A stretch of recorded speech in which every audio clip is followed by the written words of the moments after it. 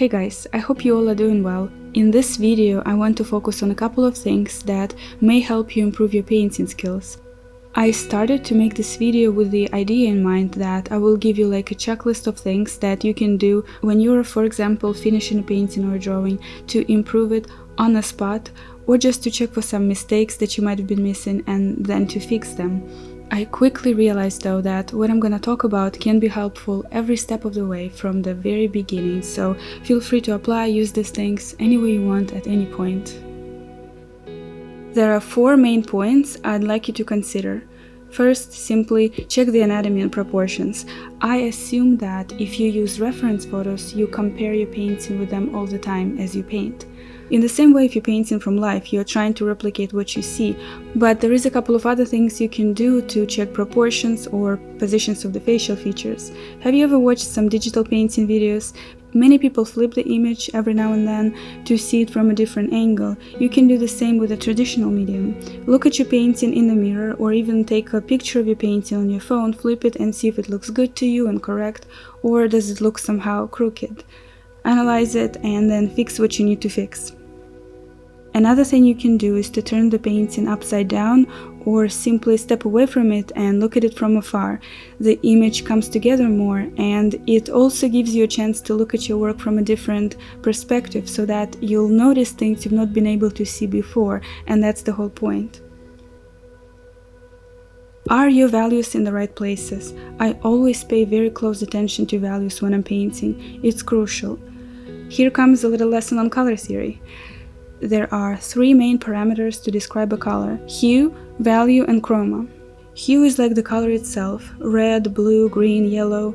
Chroma is how pure, intense, or saturated the color is. For example, a gray color is very neutral and extremely low chroma. This color would be, in the contrary, very chromatic. And value shows how light or dark the color is. It's what creates the 3D form and dimensions in our drawings and paintings.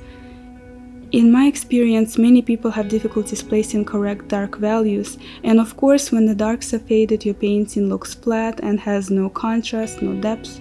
But it can be difficult to identify correct values in general, period. Like lights may not be light enough, or in some cases highlights would be exaggerated way too much. It is a very common mistake, and it takes some practice to get good at it. The least you can do is to check and make sure that the shadows are dark enough and the lights are as light as they should be. If they aren't, fix it. This will add so much more depth to your work, and I believe this alone can take your painting to the next level. I wasn't sure how to call this one, but it's important to not overdefine features or add too much detail. Forget about harsh lines and edges if you want your paintings, drawings to be more lifelike. In reality, there are no sharp edges, especially if we're talking about portraiture. Everything is much softer, more subtle and smooth. I'd like to stress that I'm not talking about blending here. There are many styles of painting where it's beautiful to leave visible strokes of paint, or styles of drawing where you leave a distinctive hatching. It simply comes down to a personal preference. Here I'm talking about something else. Let me demonstrate.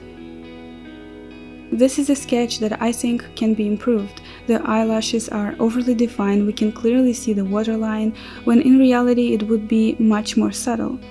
Let's compare it with a similar sketch. You see what I'm saying? That's another example. So make sure you don't overly define or outline features, and it will significantly improve your work. Lastly, check the hues. Our skin has so many different tones, it's not just one solid color. It's quite obvious, but I've seen so many paintings where people just ignore it and limit themselves in the variety of colors they use to paint skin. It in fact has so many subtle hues, some greens, blues, reds. Here, for instance, you can see the colors I've been trying to incorporate into this portrait to make the face look more realistic.